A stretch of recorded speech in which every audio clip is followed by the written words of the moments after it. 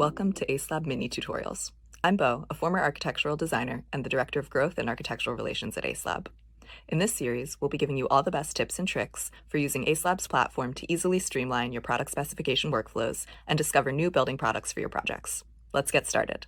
Acelab has included all product info that is publicly available on the web. You can see a comparison of the product's description, dimensions, performance, certifications. However, sometimes pieces are missing. Not to worry, we've made it easy for you to request additional information. Click Request Info.